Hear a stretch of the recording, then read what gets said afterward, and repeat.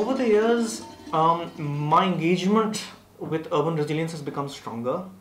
I did not start with a keen interest in looking at how climate change impacts cities and what cities can do about it.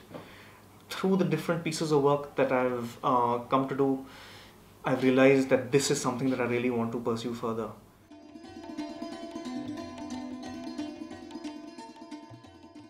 I was born in 1983 in Delhi, India.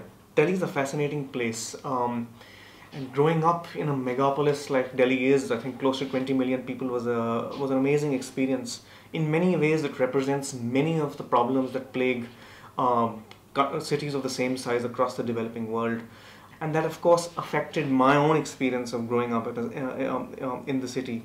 The city is also a magical and beautiful place. We have magnificent old monuments sprouting out in the middle of new neighborhoods.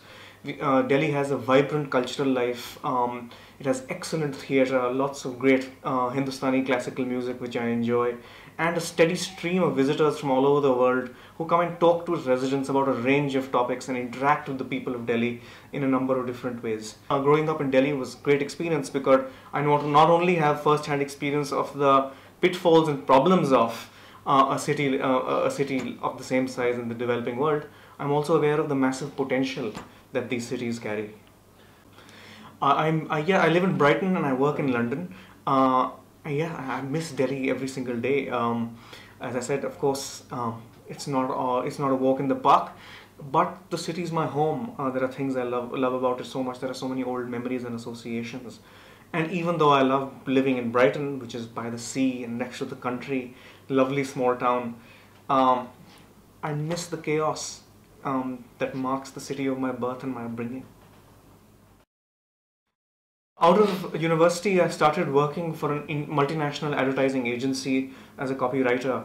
And on one hand, the job was fairly enjoyable, but on the other hand, I became increasingly dissatisfied with the job because even though it was a creative process, it wasn't really contributing to my idea of change in the way that I naively thought of it then. And that's when I decided to chuck up my sort of job with this multinational and become a consultant with the International Federation of the Red Cross and Red Crescent Societies to really understand how development works better.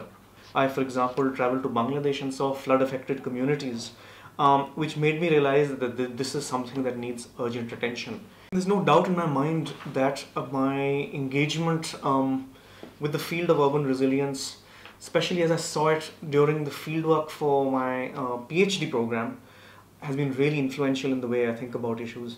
I spent 14 months in a small town on the Indo-Nepal border called Gorakhpur, where the Rockefeller Foundation was implementing its flagship at that point, the Asian Cities Climate Change Resilience Network, working with a slum community to make its residents more resilient to the problem of high-frequency, low-level flooding. I have seen how issues of power, patronage, and politics really mediate the capacity of communities to deal with climate-induced extreme events or even climate-induced gradual sort of stresses that affect the lives and livelihoods.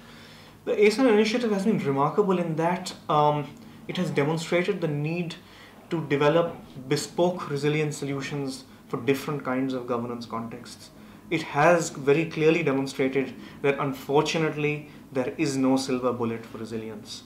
In each of the different cities where the ACCCRN has unfolded, it has adapted to local conditions.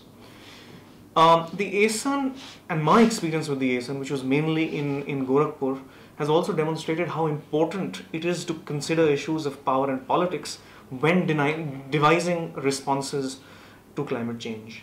Just to give you a couple of small examples of what exactly I mean. In one neighborhood where the ACCCRN was trying to promote a greater amount of water security through promoting water harvesting, the local politician of that neighborhood was not happy with the program because he had set up a very elaborate patron-client network where he was exchanging tankers of water in the summer for electoral funds, political allegiance, and building political capital by exploiting the water security problem there. And therefore it was vital for ACCCRN to understand this dynamic and then work with what was going on there rather than going down a path that would meet with opposition.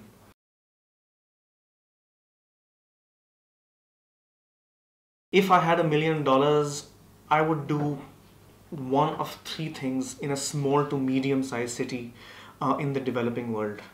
I would focus on generating really good data and information that means something to policymakers on the risks that the city faces and what it can do to deal with these risks.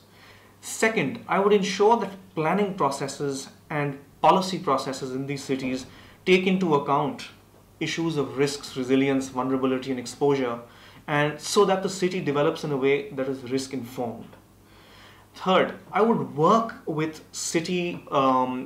with policymakers and those running government departments and sensitize them to the issue of climate change, to make them understand how climate change is a current problem that they're facing and not only something about polar bears drowning on icebergs. So I would do some combination of these three things with the $1 million that I'm going to get from the Rockefeller Foundation.